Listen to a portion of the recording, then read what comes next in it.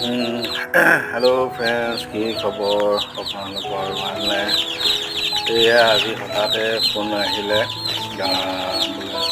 আপোনালোকৰ অৰ্ডাৰ দিয়াৰ পোৱালিবিলাক আহিলে। তো আজি ভবা নাছিলোঁ যে আহিব বুলি, মানে ভাবিছিলোঁ দুদিনৰ পিছত আহিব নেকি বোলে। তাৰপৰা নহয় বোলে আহি গ'ল বুলি হঠাৎ ফোন কৰিলে। আজি আকৌ আমাৰ পঞ্চায়তৰ ইলেকশ্যন চলি আছে ন, তাতো এনেকৈ ভাবিছোঁ, তাতেও মানে লাগি আছিলোঁ, যাবলৈ মানে হেৰি কৰি আছিলোঁ। তাৰ পটককৈ ফোন কৰিলে যে আপোনালোকৰ বোলে এনেকৈ পোৱালি দিছিলে, অৰ্ডাৰ আপোনালোকৰ আহি গ'ল, লৈ যাওকহি বোলে।